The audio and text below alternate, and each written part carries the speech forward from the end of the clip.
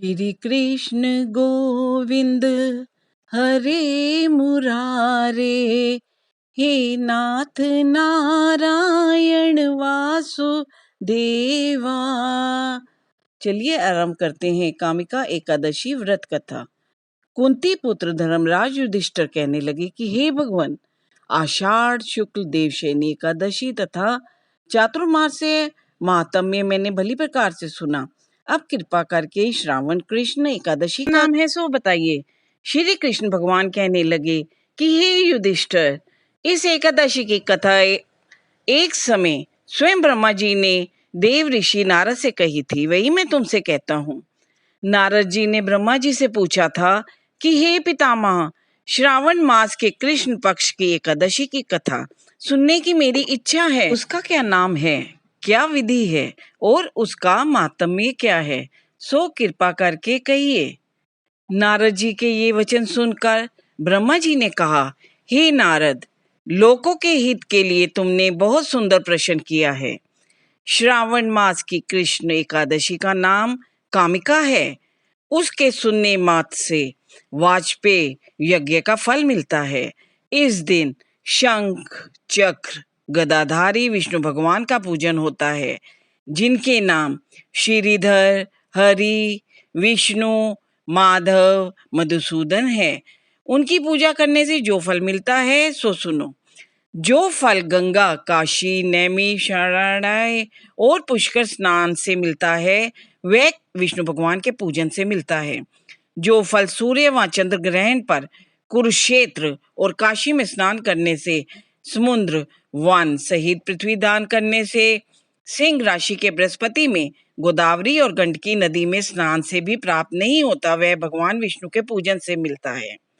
जो मनुष्य श्रावण में भगवान का पूजन करते हैं, उनसे देवता, गंधर्व और सूर्य आदि सब पूजित होते हैं। अतः पापों से डरने वाले मनुष्य को एकादशी का व्रत और विष्णु भगवान का पूजन अश्वमेव करना चाहिए। पाप रूपी कीचड़ में फंसे हुए और संसार रूपी समुद्र में डूबे मनुष्यों के लिए इस एकादशी का व्रत और भगवान विष्णु का पूजन अत्यंत आवश्यक है। इससे बढ़कर पापों के नाशों का कोई उपाय नहीं है। हे नारद, स्वयं भगवान ने यही कहा है कि कामिका व्रत से जीव कुयोनि को प्राप्त नहीं होता। जो मनुष्य इस एकादशी के दिन भक्ति पूर्वक तुलसी दल भगवान विष्णु को अर्पण करते हैं, वे इस संसार के समस्त पापों से दूर रहते हैं।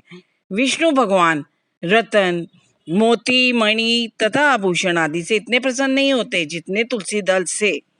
तुलसी दल पूजन का फल 4 भार चांदी और 1 भार स्वर्ण के दान के बराबर होता है। हे नारद, मैं स्वयं भगवान की अति प्रिय तुलसी को सदैव नमस्कार करता हूँ। तुलसी के पौधे को सींचने से मनुष्य की सब यातनाएं नष्ट हो जाती हैं। दर्शन मात्र से सब पाप नष्ट हो जाते हैं और स्पर्श से मनुष्य पवित्र हो जाता है। कामिका एकादशी की रात्रि को दीपदान तथा जागरण के फल का महात्म्य चित्रगुप्त भी नहीं कह सकते हैं। जो इस एकादशी की रात्रि को भगवान के मंदिर में दीपक जलाते हैं, उनके पितृ स्वर्ग लोक में अमृत पान करते हैं तथा जो घी या तेल का दीपक जलाते हैं, वे 100 करोड़ दीपकों से प्रकाशित होकर सूर्य लोक को जाते हैं। ब्रह्मा जी कहते हैं कि हे नारद, ब्राह्मत्या तथा भ्रूण हत्या आदि पापों को नष्ट करने वाली इस कामिका एकादशी का व्रत मनुष्य को यत्न के साथ करना चाहिए। कामिका एकादशी के व्रत का मातम्य श्रद्धा से सुनने और पढ़ने वाला मनुष्य सभी पापों से मुक्त होकर विष्णु लोक को जाता है। कामिका एकादशी व्रत कथा। एक गांव में ठाकुर जी रहते थे। वे काफी क्रोधी स्वभाव के थे। एक दिन उनका एक ब्राह्मण से झगड़ा हो गया। क्रोधवश उस ठाकुर ने ब्राह्मण की हत्या कर दी। अपराध और पाप से मुक्ति के लिए उसने ब्राह्मण की अंतिम क्रिया करनी चाहिए, लेकिन ब्राह्मणों ने उसे आज्ञा न दी और उस पर ब्रह्म हत्या का दोष लग गया। तब एक दिन उस ठाकुर ने एक मुनि से ब्रह्म हत्या से मुक्ति का उपाय पूछा। तब उस मुनि ने कहा कि ब्रह्म हत्या से मुक्ति कामिका एकादशी व्रत रखने से ही मिलेगी। इस व्रत को विधि पूर्वक करने से तुम्हारा पाप दूर हो जाएगा। उस मुनि के बताए अनुसार ठाकुर ने कामिका एकादशी व्रत रखा और भगवान विष्णु की विधि पूर्वक पूजा अर्चना की। रात्रि के समय वह भगवान विष्णु की मूर्ति के पास ही सो गया। स्वप्न में भगवान श्री हरि ने दर्शन दिए और उसे ब्रह्म हत्या के पाप से मुक्ति प्रदान की।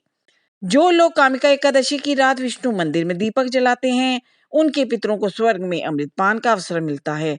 जो दीपक जलाते हैं, उनको मृत्यु के बाद सूर्य लोक में स्थान प्राप्त होता है। जो व्यक्ति कामिका एकादशी व्रत कथा सुनता है, उसे पापों से मुक्ति मिलती है और वह विष्णु लोक में स्थान पाता है।